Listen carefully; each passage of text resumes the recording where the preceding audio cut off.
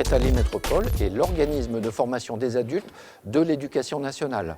C'est-à-dire que nous souhaitons répondre aux besoins de tous les individus, salariés, demandeurs d'emploi, individuels qui ont des besoins de formation. C'est un organisme qui dépend de l'éducation nationale et qui est constitué de l'ensemble des lycées professionnels, lycées techniques et collèges qui y adhèrent.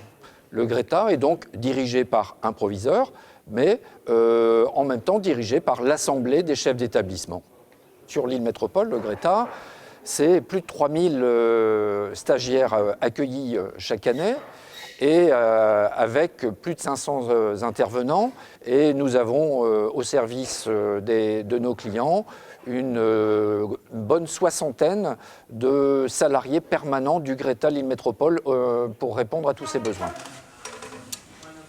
Le Greta Lille Métropole accueille un grand nombre de personnes. Parmi ces personnes, il y a aussi bien des salariés d'entreprise que des jeunes en recherche d'insertion professionnelle ou des adultes en reconversion ou encore des demandeurs d'emploi. Donc, selon la situation, les modalités d'entrée au Greta Lille Métropole sont diverses. Vous voyez par exemple ici aujourd'hui, nous avons des stagiaires qui ont été orientés vers le Greta par Pôle emploi. Ça pourrait être une orientation via les missions locales et bien évidemment avec nos clients entreprises, eh bien, ce sont les directions des ressources humaines, les responsables hiérarchiques directs qui entrent en contact avec nous et qui nous confient des missions adaptées à leurs besoins. La cage à ascenseur, ok. On est très présent auprès des PME, mais en priorité, on peut dire que notre activité est orientée vers les grands groupes de la métropole lilloise. Dans le domaine du tertiaire, nous travaillons avec tous les grands groupes de la distribution. Nous travaillons avec tous les réseaux bancaires, les grandes compagnies d'assurance. Nous travaillons avec les grandes entreprises informatiques comme IBM ou OVH. Et dans toutes les spécialités, on va retrouver les grandes entreprises de la métropole lilloise. Nous regroupons nos activités qui sont extrêmement diverses dans 32 domaines. Notre objectif est de participer au développement économique de la métropole lilloise. Nous voulons relever avec tous les grands partenaires du Conseil régional et de l'État les grands défis qui se posent à notre métropole lilloise. Alors, ces grands défis sont liés à la troisième révolution industrielle dans laquelle nous nous inscrivons d'une façon extrêmement volontariste, avec des formations sur le génie thermique, autour des bâtiments intelligents, autour du diagnostic immobilier. Mais nous sommes aussi très partie prenante sur la perspective de la silver economy qui vise à répondre aux besoins des personnes âgées, notamment en termes d'autonomie, y compris en situation de santé précaire.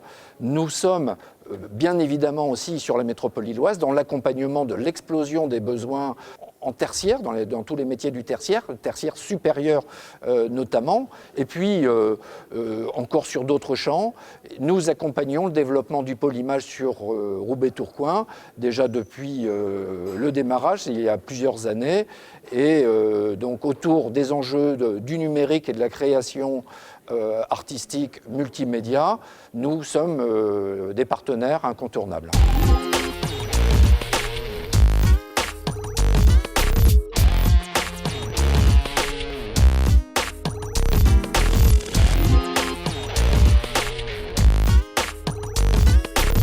Alors, la formation qui est mise en place dans ce lycée, ça concerne la formation continue. On a mis en place un module de formation qui a été créé sur mesure pour des publics qui n'ont jamais fait d'électricité, des filles et des garçons qui avaient la perspective d'être embauchés ensuite à l'ERDF. Dans la formation, il y a essentiellement de la technologie, l'électricité, on travaille sur des plateaux techniques. C'est assez pratique. Il y a des notions aussi de français et de maths pour les remises à niveau. Et il y a le partenariat avec le CORIF, qui est un organisme de formation qui a plus d'expérience au niveau de la mixité, du travail ensemble entre les filles et les garçons au sein de l'entreprise. Alors, le profil des jeunes est assez varié. Ça peut aller d'une formation de de CAP à bac pro STI ou plus général. C'était d'adapter le contenu, à faire en sorte que l'ensemble des stagiaires soient au même niveau pour entrer en première année de bac professionnel et électrotechnique, équipement communicant, qui va se dérouler au lycée d'Ina de Ric en septembre. Ouais, non, ça c'est... ouais, non. Avec ça, tu vois. Alors la Maison de l'Emploi, elle a été en contact en 2011 avec ERDF pour les accompagner sur une problématique de recrutement volumique et d'accès à l'apprentissage de certains jeunes. Et on les a accompagnés en réfléchissant avec des partenaires de la formation sur la mise en place d'une préparatoire à l'alternance. Donc en fait, on a mis autour de la table toutes les personnes concernées, les organismes de formation, mais aussi Pôle emploi, pour réfléchir au contenu de la formation préparatoire qui permet à des jeunes et à des moins jeunes n'ayant pas forcément une formation en électricité, mais ayant envie de se former pour accéder à l'apprentissage chez ERDF. ERDF a un rôle d'entreprise citoyenne. C'est vrai qu'on est dans la société, on intervient dans la société.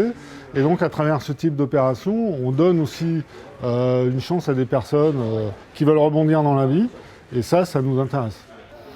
Alors la formation que les jeunes suivent aujourd'hui va les préparer à intégrer ensuite un cursus de 2 ans en apprentissage, où là réellement ils vont rentrer plus dans les métiers qui nous concernent. Mais là, ça leur donne le niveau minimum pour intégrer cette formation. Donc ces jeunes-là, normalement, dans 2 ans, on va les retrouver sur des postes de techniciens réseau, des personnes qui interviennent sur les réseaux électriques ou chez les clients pour des interventions sur la partie électrique. C'est totalement gratuit pour les jeunes et les moins jeunes demandeurs d'emploi, puisque l'une des missions de la Maison de l'Emploi, c'est de faire le montage financier pour que ça ne coûte rien aux demandeurs d'emploi. Donc notamment grâce à Pôle emploi, puisque c'est Pôle emploi qui prend en charge la totalité de la préparatoire là, que vous venez de voir.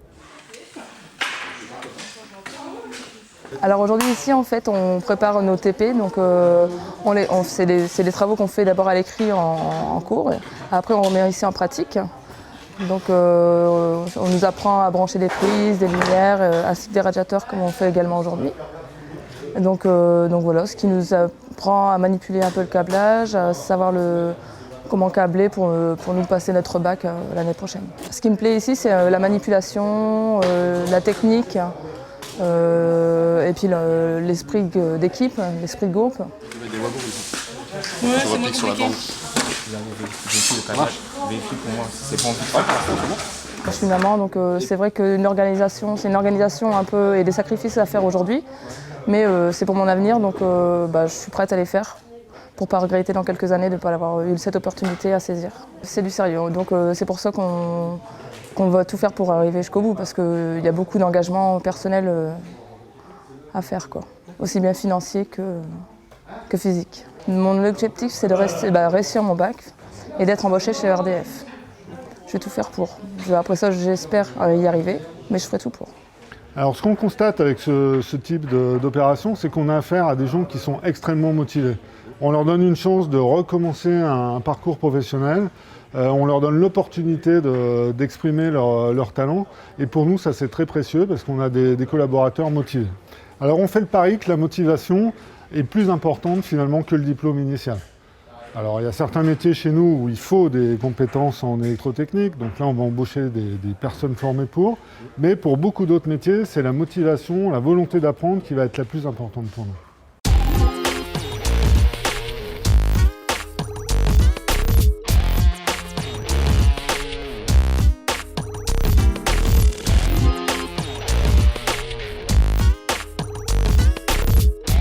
La formation sur laquelle nous sommes aujourd'hui, c'est la formation conducteur de travaux, option bâtiment, tout corps d'État. C'est une formation que le GRETA réalise depuis plus de 20 ans. L'idée, c'est de former des jeunes et des moins jeunes sur un métier de l'encadrement. Le conducteur de travaux, j'ai coutume à dire que c'est un véritable chef d'orchestre. C'est quelqu'un qui gère la préparation d'un chantier jusqu'à la livraison. Il est aussi sur tout ce qui est proposition technique et pertinente. C'est quelqu'un qui manage des chefs d'équipe et des chefs de chantier. C'est quelqu'un qui doit maîtriser les nouvelles réglementations. Voilà, c'est quelqu'un qui est vraiment au cœur et c'est l'interface, je dirais, pour l'entreprise entre le bureau d'études, les architectes et puis les entreprises qui vont venir travailler sur un chantier. Alors l'objectif de ce cours d'aujourd'hui, en fait, c'est de travailler sur un projet. Donc là, on a un projet sur 2 bâtiments. Donc à eux de travailler sur tout ce qui va être l'approvisionnement du chantier, c'est-à-dire calculer les mètres, savoir s'approvisionner, mais savoir aussi faire des rotations de banches pour que les équipes sur le chantier ne perdent pas de temps dans l'exécution de la chose. Donc en fait, c'est un petit peu toute cette phase-là. Cette phase permet aussi de travailler aussi bien avec papier-crayon qu'avec l'informatique, parce que c'est un outil qui est de plus en plus en place dans le bâtiment. Donc on essaye de jongler un petit peu avec ces 2 supports de façon à leur permettre d'avoir le plus grand acquis possible. Alors j'ai choisi cette formation parce que j'ai été licencié économique il y a à peu près 1 an et demi. Et donc j'étais chef d'équipe dans le bâtiment. Et c'était vraiment le parcours que je voulais faire. Donc j'ai profité justement de ce petit moment-là pour partir en formation au Greta pour être conducteur de travaux. Ouais, ce qui me plaît, c'est vraiment l'informatique. Parce que ça, c'est vrai qu'on en voit beaucoup. Moi, après, étant chef d'équipe, j'étais vraiment que sur chantier. Donc là, maintenant, je suis vraiment plus bureautique. Et c'est vraiment ça que je recherchais, quoi. D'accord, je ferai le bon de commande ce soir, entre minuit et minuit. D'accord, merci monsieur Guillaume. Il y a beaucoup de travail à faire chez soi quand même. Il faut savoir qu'en théorie, pour passer cet examen, c'est en 2 ans. Là, on le fait en 1 année. Donc, à la base, on sait dès le départ qu'il faut travailler chez soi pour pouvoir y arriver. Autrement, non, c'est vrai que... Bon, après, c'est vrai que pour ma part, ça fait plus de 30 ans que j'ai quitté l'école. Donc, c'est vrai que c'est même plus une remise à niveau, tout ça. Il faut que je rapprenne parce que bon, c'est vrai qu'il y a plus de 30 ans de ça. Il y a des choses que je n'ai pas vues. Et puis, bon, c'est sûr que j'ai beaucoup plus de travail à faire que ceux qui ont 25 ans, quoi. C'est clair. Ça se passe bien. Après, c'est vrai que les formateurs, ils sont toujours disponibles, même si on est chez soi, on a toujours soit une boîte mail ou bien téléphone, et puis c'est vrai qu'ils nous aident bien un peu de ce côté-là.